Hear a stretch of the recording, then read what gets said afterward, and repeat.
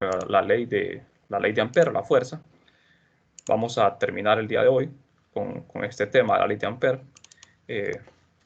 Creo que vamos a ver, este era el ejercicio, ¿verdad?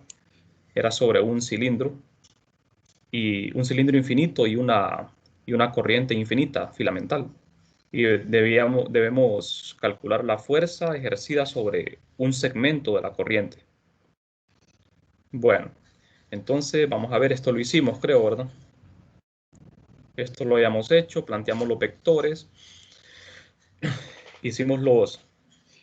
planteamos los elementos de corriente, ¿verdad? Filamental y volumétrico.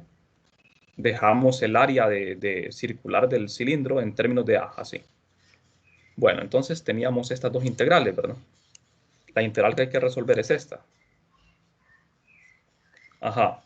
Entonces, lo que hacemos primero es el producto cruz, los dos productos vectoriales. Eso es lo que hacemos. Entonces, aquí pueden ver ustedes, sustituimos el vector J y el vector R, que es todo esto. Tiene componentes X, Y, Z, está en coordenadas mixtas, el vector tiene componentes en coordenadas cilíndricas y los vectores unitarios están en coordenadas cartesianas. Se va a hacer la integral en coordenadas cilíndricas, ¿verdad? Bueno, entonces, al hacer el producto cruz, aquí tengo Z cruz X, eso es Y, Z cruz Y es menos X. Solo se anula la componente Z, ¿verdad? Me quedan dos componentes, Y y X. Entonces, después hacemos el siguiente producto vectorial con el elemento de ds. Bien, entonces al hacerlo, tenemos como resultado esto. Dos componentes, ¿verdad? La X y la Y. Pero el día de ayer les decía, ¿verdad? Que para no tener que hacer trabajo, ustedes pueden analizar el problema, ¿verdad? O sea, la simetría de la configuración de corrientes. Aunque también se puede hacer la integral, ¿verdad? Para demostrarlo analíticamente que alguna componente es cero. Nosotros ayer dijimos de que la única componente de fuerza va a estar dirigida a lo largo de X. De manera que la componente Y se tendría que anular, ¿verdad? Eso creo que se lo expliqué el día de ayer, ¿verdad? Porque, o sea, vamos a ver. Ustedes tienen aquí un cilindro, ¿verdad? Aquí está el cilindro, visto de frente. Imagínense que aquí está la línea, ¿ves? La línea infinita es la que está en azul. Aquí me salga un poco. Esta línea que está en azul es la línea infinita. Entonces, imagínense que el eje Y es este. Este es el eje Y. Y la línea azul, la línea infinita, está corta al eje X, pero o sea que el eje X estaría saliendo de la pantalla hacia nosotros. Y el eje Z coincide con el eje del cilindro. Entonces, ¿qué sucede aquí? Aquí lo que sucede es que por simetría, vamos a ver, si ustedes agarran un punto aquí en el eje Y y otro punto en el eje Y equidistantes del origen, entonces estos dos puntos sobre el eje Y que están dentro del cilindro, ¿verdad? Están dentro del cilindro. Estos puntos van a ejercer una fuerza sobre la línea infinita. Pero ¿qué sucede? La componente Y se va a cancelar. El punto A y el punto B, al ejercer fuerza sobre la corriente infinita azul, la componente Y de ambos se va a cancelar. Y eso va a suceder para todo el cilindro, ¿verdad? Con la componente Z pasa lo mismo. Si ustedes agarran un punto por acá y otro punto por acá sobre el eje Z, equidistantes del origen, también la componente Z se va a cancelar. ¿Cuál es la única componente que no se cancela? Es la componente X. Aquí está la línea, aquí está el cilindro. Y el eje X corta la línea, ¿verdad? Aquí. Este es el eje X. Entonces, solo la componente X de la fuerza es la que va a estar presente. Y la fuerza tiene que ser de atracción porque las corrientes van en la misma dirección, ¿verdad? Bueno, entonces eso nosotros ya lo podemos anticipar, ¿verdad? Que la componente y debería dar 0, pero vamos a plantear las integrales. Aquí tenemos las integrales, miren. Hemos sustituido aquí el producto cruz, los dos productos cruz en el integrando. La componente x, la componente y el denominador, ¿verdad? Que es r al cubo. Entonces, vamos a hacer la integral en y y la integral en x. Pero cada componente de la integral son 4 integrales, ¿verdad? Porque la de volumen son 3 y la de curva es 1. Entonces, si hacemos la integral en la componente y, la integral es esta. Fíjense bien, aquí estaríamos integrando en el cilindro nada más. Todo lo que está primado es del cilindro y lo que no está primado corresponde a la línea. Esto se deja de último. ¿Por qué lo dejo de último? Porque lo que yo quiero es calcular la fuerza sobre la línea infinita. Y como este integral no se puede hacer, entonces aquí lo vamos a dejar expresado nada más. Entonces, la integral que me interesa es esta, ¿verdad? Esta sí la puedo resolver. De manera que aquí podemos, al integrar en el cilindro infinito, hacemos primero la integral en z. Primero la integración en z. Tiene límites infinitos. Hacemos este cambio para simplificarlo, ¿verdad? A cuadrado igual a todo esto. Esta integral la podemos hacer. La podemos ver en las tablas. El resultado de esta integral es 2 entre a cuadrado, donde a cuadrado ya sabemos qué es esto. Bueno, entonces me falta la integración en phi' y rho'. ¿Qué sucede aquí? Hago la integral, la planteo así, ¿verdad? Aquí está la integral planteada. No podemos integrar de un solo en phi, ¿verdad? Porque el denominador y el integrando depende de phi. Entonces, vamos a ver, hacemos lo siguiente. Debemos hacer un cambio de variable acá. Fíjense bien. Dejo por último la integración en rho, porque la integración en phi es más compleja. Entonces aquí para integrar en phi hacemos este cambio de variable u igual a esto, d de u igual a esto. De manera que al hacer este cambio me queda de manera perfecta, ¿verdad? Para poder resolver la integral. Esto es bastante simple, me queda un logaritmo de u. Pero u es esto, miren, lo sustituyo acá, ese u. Y los límites, aquí yo puse algo simbólico nada más. Puse algo simbólico, menos alfa y alfa. Los límites yo ya sé que son de 0 a 2pi. Entonces, sustituimos u, ¿verdad? U por esto, aquí está un poco, no sé si lo pueden ver. U es esto. Evalúo de 0 a 2pi. Al evaluar de 0 a 2pi resulta que eso se anula, eso se hace 0. Porque evaluamos 0 en coseno de phi y 2pi en coseno de phi. Ambos son 1, de manera que eso se hace 0. Entonces ahí ya se demostró, ¿verdad? Que la integral, la componente y es 0. Pero eso ya lo sabíamos desde el inicio, ¿verdad? Porque por la simetría que tiene, la figura. Otra cosa fuera, ¿verdad? Que este integral no se cancelaría si cortáramos el cilindro a la mitad. Imagínense que este fuese el eje Z. Solo tenemos la mitad del cilindro. Y aquí se encuentra la línea infinita también. Y este sería el eje Y. Entonces, en este caso, solo la mitad derecha ejercería fuerza sobre la línea. La mitad izquierda la hemos quitado del cilindro. Entonces, en este caso, sí va a haber una fuerza en Y.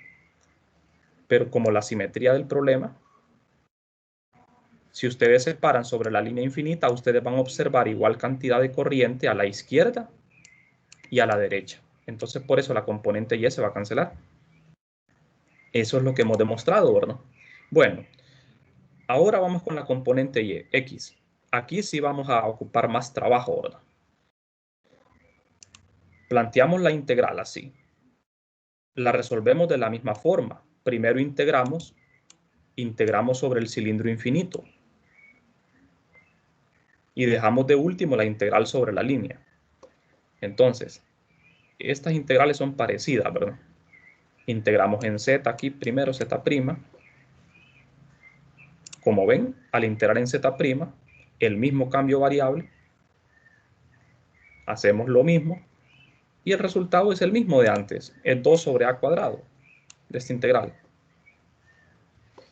Entonces, ¿qué pasa? Me queda esto. Y aquí es donde vamos a hacer uso de la sugerencia, ¿verdad? Recuerden que en el problema se me da una sugerencia. La ecuación 316, la integral 316. Esta integral tiene dos soluciones, pi sobre a si a es mayor que b y 0 si a es menor que b. Entonces nosotros tenemos que plantear la integral de tal manera que nos quede algo así, ¿ve? Y tenemos que identificar quién es a, quién es b y quién es t. Entonces, vamos a ver. Vamos a ver qué es lo que nos resulta acá. Tenemos esto. Vamos por aquí, ¿verdad? Fíjense bien. Aquí ya prácticamente tenemos la integral. Esta sería la integral de la cual nos habla el problema, ¿verdad? La integral que nos sugieren. Esta integral es bien complicada, por eso nos brindan ya la solución. La solución de la integral sería esto, 2pi sobre d. ¿Pero por qué? ¿Quién es d? Es la distancia hasta la línea recta. Pero fíjense que aquí los límites van de 0 a 2pi y aquí yo pongo de 0 a pi porque la integral es de 0 a pi. Este 2 lo pongo para completar, ¿verdad? Porque estoy integrando en el intervalo de 0 a 2pi. Entonces, pongo la integral de 0 a pi y lo multiplico por 2. Ajá, pero ¿qué fue lo que hicimos acá para poder hacer la integral? Fue identificar quién es a. A es d. A es d y b es rho prima. Entonces, el resultado de la integral es pi sobre d. Este 2 es el que aparece acá, b multiplicando. Pero el resultado de la integral es pi sobre d. ¿De acuerdo? Pi sobre d. ¿Por qué así? Porque en este caso d es mayor que rho prima.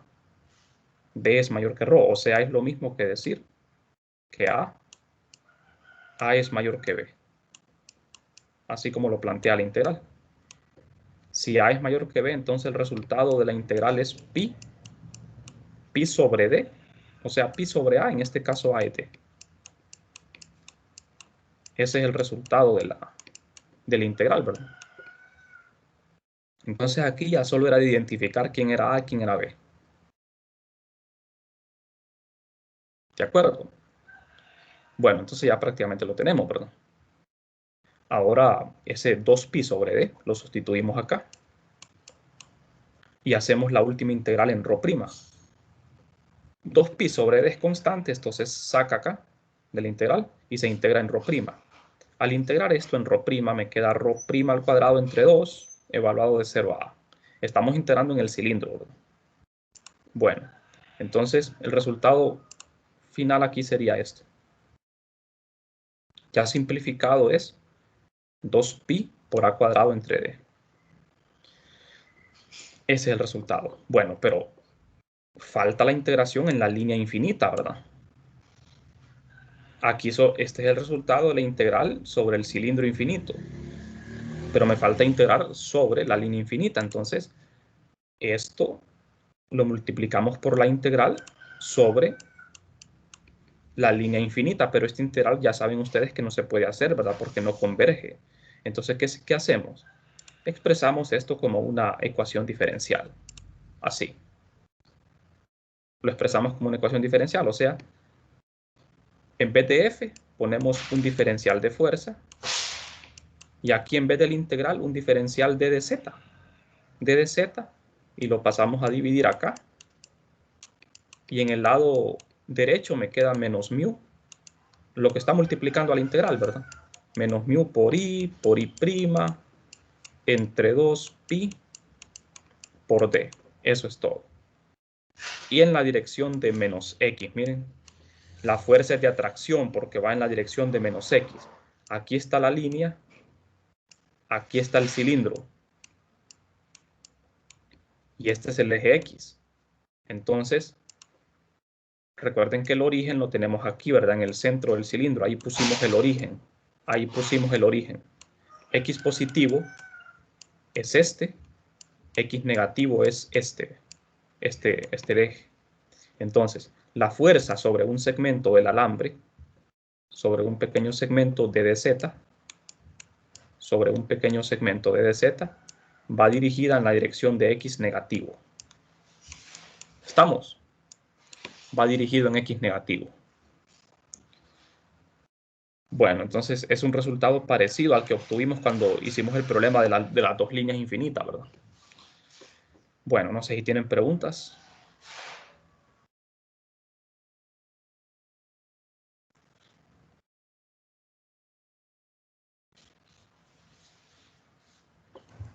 Bien, no hay preguntas. Siempre que tengamos un infinito y una línea infinita va a quedar la integral así sin poder resolver, ¿verdad? O es casual. No, fíjese que hay excepciones, hay excepciones. Hay casos donde sí se puede resolver. No sé si ustedes ya vieron un problema del libro donde hay dos líneas infinitas, pero no están paralelas, sino que están así. Las dos líneas no son paralelas, pero son infinitas. Ese problema lo pueden resolver. Ese problema sí es integrable. Entonces sí hay excepciones aquí en estos casos, ¿verdad? Ahora, cuando los dos cilindros o las dos líneas estén paralelos y sean infinitos, ahí sí usted no va a poder resolver la integral. Sí. Bueno, entonces vamos a continuar, ¿verdad? Con esto finalizaríamos ya el capítulo de la ley de Ampère, porque este capítulo es bastante corto. La verdad que hay pocos ejercicios. Vamos a pasar al siguiente tema. Este sería el capítulo 14 del libro.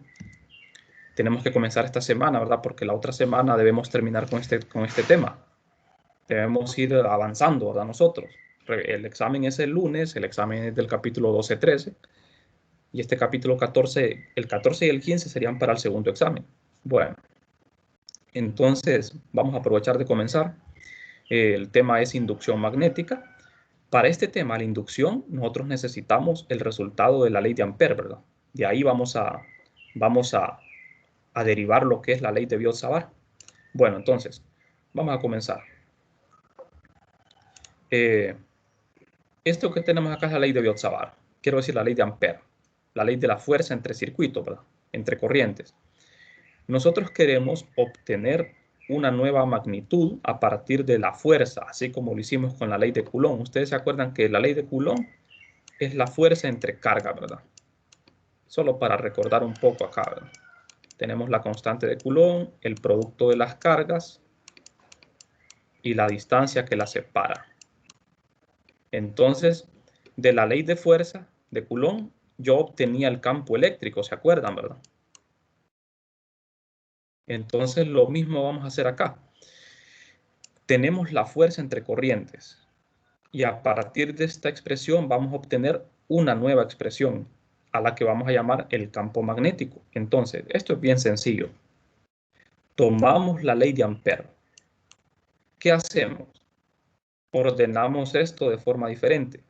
Fíjense bien, dejamos por fuera el elemento de corriente sobre el que se ejerce la fuerza, lo que no está primado. Y lo que está primado queda aquí dentro del paréntesis. Esto que está primado es lo que ejerce quien ejerce la fuerza, o sea, es la fuente. ¿Es la fuente de qué? De campo magnético. O sea, nosotros de aquí en adelante, cuando calculemos fuerza, ya no lo vamos a hacer con la ley de Ampère, lo vamos a hacer con la ley de Biot-Savart. Así exactamente como hacían en 321, ¿verdad? Que ustedes cuando encontraban fuerza no lo hacían directamente con la ley de Coulomb, sino que lo hacían de forma indirecta. Primero calculaban el campo eléctrico y después la fuerza. Solo multiplicaban la carga por el campo y ya tenían la fuerza. Porque es más fácil, ¿verdad? Primero encontrar fuerza. Entonces lo mismo pasa acá. Es más fácil primero calcular un campo magnético y después la fuerza. Entonces, esto que está en paréntesis le vamos a llamar B. B es el campo magnético. aunque el nombre correcto es inducción magnética. Inducción magnética o ley de Biot-Savart. Porque campo magnético hay otro, ¿verdad? En los últimos capítulos vamos a estudiar el campo H. Este es el campo magnético verdadero. B se llama inducción magnética.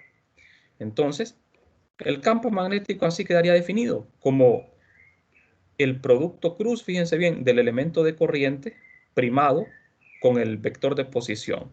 Esto se integra a lo largo de la línea y aparece la constante aquí de proporcionalidad, que es la permeabilidad. Bueno, hacemos el cambio de R siempre, ¿verdad? Por el vector R entre R magnitud. Pues este es el famoso campo de inducción magnética. Es un campo especial este, ¿verdad? Es un campo muy diferente al campo eléctrico. Una de las razones así matemáticas es porque este campo de inducción es un vector axial o un pseudovector, se le llama. ¿Por qué? Porque está formado por un producto cruz. Los pseudovectores o vectores axiales no cambian cuando se hace una reflexión. Imagínense, por ejemplo, esto. Aquí está, voy a hacer un ejemplo. Un ejemplo, este es un vector axial, ¿verdad? El vector A es igual al producto cruz de R cruz B. ¿Qué pasa si yo le cambio el signo a R y a B? ¿Qué pasa si yo hago menos R cruz menos B? ¿Qué pasa con el signo de A? No cambia, ¿verdad? Si yo le cambio el signo al vector R y al vector B, el vector A no cambia. Eso se llama un pseudovector o vector axial. Entonces B, ¿verdad? Es un vector especial por esa razón, a diferencia del campo eléctrico. El campo eléctrico es un vector real, no es un pseudovector. ¿Estamos? O sea, es una diferencia, ¿verdad? Bueno, entonces vamos a seguir. Ahora, nosotros vamos a escribir la ley de Ampère de esta forma, mucho más sencilla, mucho más compacta, fácil de recordar. La ley de Ampère quedaría en función de la inducción magnética así. Ustedes ven que aquí se observa una sola integral, pero no es una sola integral porque recuerden que el campo magnético hay que calcularlo antes y el campo magnético se calcula integrando. Entonces hay que recordar bien esto, miren, hay que memorizarlo. La fuerza entre circuitos es la integral de I de ds cruz B. No al revés, nunca al revés, nunca B cruz I de ds, sino I de ds cruz B. Esta forma es mucho más fácil a la hora de calcular fuerza, porque me ayuda a interpretar de mejor manera la dirección de la fuerza también.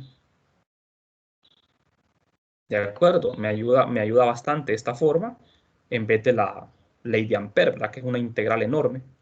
Entonces, el campo vectorial B, como se define aquí, es inducción magnética o también densidad de flujo magnético.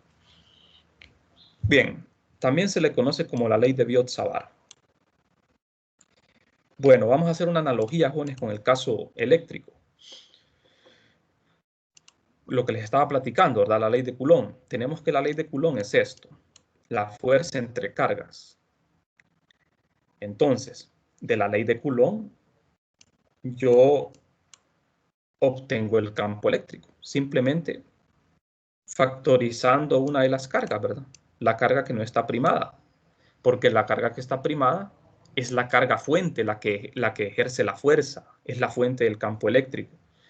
Entonces, lo que está en el paréntesis es a lo que nosotros llamamos campo eléctrico. Y eso es todo. Ya tenemos el campo eléctrico, miren. Solo que el campo eléctrico es algo, o sea, comparado con el campo magnético, el campo eléctrico es mucho más sencillo, ¿verdad? Depende de una sola carga y de la distancia al cuadrado. El campo magnético ya es un poco más complejo, ¿verdad? Lo tenemos que obtener por medio de integración y hay un producto vectorial, ¿verdad? Es un pseudovector. Bueno, entonces vamos a hablar más sobre el campo magnético. ¿Qué unidades tiene B? La unidad de B es el Tesla, que es un newton entre amperio por metro, o un Weber entre metro cuadrado. El Weber es la unidad de flujo magnético. Flujo magnético por unidad de área, ¿verdad? Así se puede interpretar el Tesla, el campo magnético. Bien, entonces los Teslas son las unidades del campo magnético. Entonces, si yo tengo más de un circuito fuente, si yo quiero calcular el campo magnético debido a una distribución de varias corrientes, pues simple, hago una sumatoria para abarcar todas esas corrientes. Bueno, entonces, la fuerza sobre un elemento I de ds es esto. Aquí yo tengo el diferencial de fuerza, ¿de acuerdo? Imagínense lo siguiente, como lo que hemos estado haciendo. Yo tengo una corriente y aquí tengo otra corriente en azul. Este es el circuito C' y este es el circuito C. El circuito C' es el que ejerce la fuerza. Entonces, vengo yo y agarro un pequeño elemento aquí en el circuito C, un DDS. Y sobre este segmento DDS calculamos la fuerza. Entonces la fuerza sobre este pequeño, el diferencial de fuerza sobre ese pequeño segmento sería esto. I de ds cruz B. Ahora, el B, jóvenes, este campo B es el que provoca ¿quién? Es el que provoca el circuito primado. Recuerden que el circuito que está primado es la fuente. Fuente. ¿Fuente de qué? De campo magnético. Claro, el circuito C también genera un campo magnético, ¿verdad? Pero ese campo no me interesa. El que me interesa es el que genera, el que está primado. ¿Cómo va a ser ese campo magnético? Pues bueno, eso es lo que vamos a estudiar a continuación. ¿Cómo es ese campo? Aquí tengo una ilustración para campo magnético. Vamos a partir del tema más simple, que es el de una corriente filamental recta. Como ven, aquí tengo una corriente recta filamental. ¿Qué forma tiene el campo magnético? Pues el campo magnético tiene forma de espiral. Son vueltas, pero vueltas cerradas. Son vueltas cerradas, así. Si observáramos esto desde arriba. O sea, este alambre transporta una corriente en la dirección de Z, pues el campo magnético va a ser esto, unas vueltas. Ahora, ¿cuál es la dirección del campo? La dirección de las líneas de campo, que son estas. Fíjense bien que aquí la flecha de estas líneas va en este sentido, ¿eh? ¿Por qué? Porque nosotros vamos a usar la regla de la mano derecha. Vamos a usar la mano derecha. No la regla de la mano derecha, sino la mano derecha, ¿verdad? El pulgar lo vamos a colocar siempre en la dirección en que va la corriente. Y los 4 dedos de la mano derecha se van a enrollar indicando la dirección del campo. O sea, fíjense bien en el dibujo que tengo acá, en la corriente, que está en la dirección de Z. Entonces el pulgar va en la dirección de la corriente y los 4 dedos yo los voy enrollando y los 4 dedos me señalan en qué dirección va el campo magnético. Eso se cumple para todo, ya sea para un plano o para un volumen. Por ejemplo, si yo tuviese un plano, que conduce una corriente en la dirección de Y, entonces, ¿qué hago? Con la mano derecha. El pulgar lo pongo en la dirección de K, de la corriente, y los 4 dedos se enrollan en torno al pulgar, ¿verdad? Entonces, encima del plano, los 4 dedos van apuntando hacia afuera de la pantalla y debajo del plano, los 4 dedos hacia adentro. Entonces, ¿qué significa eso? Que si es un plano, el campo va a tener esta forma, ¿ve? Así, ¿ve? Por encima del plano, el campo va saliendo y debajo del plano va entrando. Pero siempre el campo tiene que formar líneas cerradas.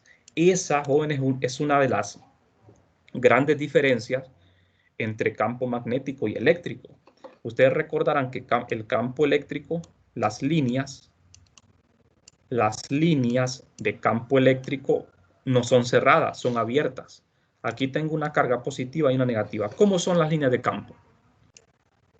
Las líneas de campo de una carga nacen en ella y ¿dónde terminan? En el infinito. ¿Se cierran? No, ¿verdad? No se cierran. Quedan abiertas. Tienen un principio y se van hasta el infinito. Nacen en un lugar y terminan en otro. Cuando es negativa, lo mismo. Las líneas no son cerradas. Nunca son cerradas. ¿Qué pasa si tengo un dipolo eléctrico? Una carga positiva y una negativa. ¿Se cierran las líneas? No, ¿verdad? Las líneas nacen en la positiva, terminan en la negativa. O sea, siempre las líneas de campo eléctrico tienen un comienzo y un final. Nunca se cierran. En cambio, las líneas de campo magnético no tienen comienzo ni final, porque se cierran. ¿Estamos? Entonces es una gran diferencia, ¿verdad? Bueno, vamos a seguir. Aquí tenemos otra ilustración, miren, del campo magnético generado por un alambre. Como ven, las líneas van formando circunferencias en torno al alambre. Esto de las líneas de campo es imaginario. Este es un recurso didáctico, ¿verdad? El campo llena todo el espacio, es un continuo, ¿verdad? El campo es continuo. Ahora, en 3 dimensiones, nosotros las dibujamos como circunferencias, pero en realidad estos son cilindros en 3 dimensiones, ¿verdad? Pero las dibujamos únicamente, las dibujamos en 2 dimensiones como que fuesen circunferencias para mayor facilidad. Bueno, ahora, jóvenes, cuando hablemos de fuerza, aquí ya nos vamos al grano aquí, ¿verdad? Aquí tengo 2 alambres, fíjense bien. El alambre 1 y el alambre 2. Aquí estamos suponiendo que el alambre 1 es la fuente, el circuito prima, y el alambre 2 es el circuito C. Entonces, sobre el alambre 2 se va a ejercer una fuerza, y esa fuerza la vamos a calcular mediante el campo magnético provocado por el alambre C'. Entonces, el alambre C' ejerce un campo magnético que es idéntico a este, porque la corriente va para arriba. Fíjense el pulgar acá y fíjense los 4 dedos. Los 4 dedos señalan la dirección del campo. Entonces, justo donde está el alambre 2, el campo magnético estaría entrando a la pantalla. Entonces, ¿qué me dice a mí la fuerza? La fuerza me dice esto, en base a la ley de Ampère, ¿verdad? I DDS cruz el campo magnético. ¿El campo de quién? De C', es el campo, esta es la fuente. Y este IDDS corresponde a un pequeño elemento de este alambre 2, que es sobre el que se ejerce la fuerza. ¿Estamos? Entonces, ¿qué hacen ustedes aquí para calcular la fuerza? El producto cruz IDDS cruz B. O sea, aquí usamos la regla a la mano derecha para indicar el sentido de la fuerza. ¿Qué hacen? Con los 4 dedos agarran el elemento IDDS, agarran este elemento con los 4 dedos y lo enrollan en torno al campo B. ¿Y el pulgar hacia dónde va? A la izquierda, como ven acá. La fuerza es de atracción. O sea que cuando nosotros introducimos el campo magnético, las cosas se facilitan todavía más, porque se nos va a hacer más fácil averiguar la dirección tanto del campo como de la fuerza. ¿Estamos? Claro, recuerden que la corriente 2, el alambre 2, también ejerce un campo magnético idéntico a este, Solo que, como a mí me interesa la fuerza que ejerce 1 sobre 2, Entonces el campo que me interesa es el campo del alambre 1. ¿De acuerdo? Bueno, entonces aquí podemos pasar dando un montón de ejemplos, ¿verdad? Aquí tienen otra ilustración sobre el cálculo de la fuerza en función del campo. Aquí tengo dos alambres también paralelos, el alambre primado y el alambre no primado. Aquí en este caso, jóvenes, este alambre, el que está abajo, es el que es sobre el que estamos ilustrando el campo aquí. Las curvas azules están ilustrando la dirección de ese campo. Entonces, este campo afecta a la corriente que está arriba. Ejerce una fuerza. Y como ven, esa fuerza va hacia abajo. ¿Por qué? ¿Cómo lo sabemos? Regla la mano derecha. Regla la mano derecha. Bueno, esto ya lo sabíamos, ¿verdad? Cuando las corrientes son paralelas, la fuerza es de atracción. Y cuando son antiparalelas, es de repulsión. Bueno, sigamos. Aquí pueden ver, estas figuras nos ayudan bastante, ¿verdad? Por ahora estamos trabajando con corrientes filamentales porque es lo más sencillo, ¿verdad? Es lo más simple. Entonces, si yo tengo los dos alambres, el alambre 1 y 2, separados por una distancia d, las corrientes son paralelas, la fuerza va a ser de atracción.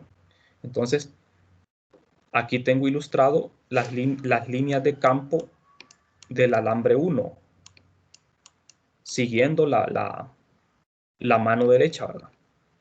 Entonces ya sabemos de que la fuerza sobre el alambre 2 va a ser de atracción.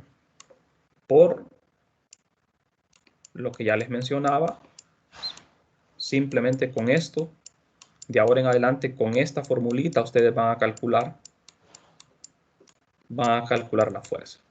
¿Qué es esto? La misma ley de Ampère, ¿verdad? Solo que en función del campo magnético. Entonces ya saben, lo primero ahora es calcular el campo magnético y después hacer este producto cruz y por último integrar. Ahora, puede ser que aquí en vez de un elemento de corriente haya un elemento de superficie o volumen, sí, ¿verdad? Por ejemplo, si yo tengo una superficie, simplemente cambio K, D de A, cruz, B. Así. O si es volumen, se cambia J, D de tau. D de tau no es vector, ¿verdad? Esto no es vector. Cruz, cruz B. Es lo mismo. Bueno, entonces, no sé si tienen preguntas. Algo importante es que las líneas de campo magnético, estas líneas, como ven ustedes, se van espaciando cada vez más. A medida se alejan de la corriente que las provoca, las circunferencias se van haciendo cada vez más grandes, se van separando cada vez más. Eso sucede porque el campo magnético va disminuyendo en intensidad. Donde esas curvas estén más pegadas, significa que el campo magnético es más intenso, ¿verdad?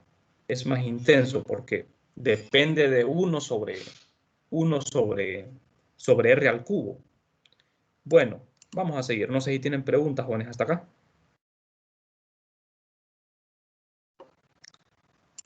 Bien, ya para finalizar, entonces vamos a ver. Resumiendo lo que hemos estado hablando, aquí tenemos inducción y la ley de Ampère. Por ejemplo, si es una corriente filamental, la ley de Biot-Savart la calculo de esta forma y la ley de Ampère así, cuando tengamos corriente filamental. Si es una corriente superficial, esta sería la ley de Biot-Savart y esta sería la ley de Ampère. Simplemente sustituyo el elemento de corriente por un elemento de corriente superficial. El diferencial de área se coloca acá, miren. Generalmente va pegado, ¿verdad? Aquí acá, pero se coloca acá porque para ser más ordenado. Y si es un elemento de volumen sobre el que vamos a calcular la fuerza, pues entonces cambiamos el elemento de corriente filamental por un volumétrico. Fíjense bien, Cuando ustedes calculen el campo de inducción B, campo magnético, todo lo que está en la integral de campo magnético está primado. Mientras que en la ley de Ampère, el elemento ya no aparece primado, porque es sobre el que se va a encontrar la fuerza. Bien, no sé si tienen preguntas, jóvenes.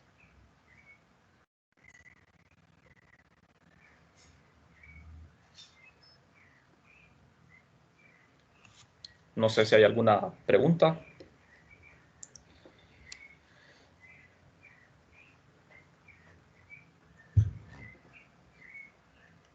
Bueno, si no hay preguntas, entonces nos vamos a quedar por aquí. Creo que es suficiente teoría por hoy, ¿verdad? Vamos a dejar lo siguiente para mañana. Vamos a revisar algunos ejemplos en la clase de mañana.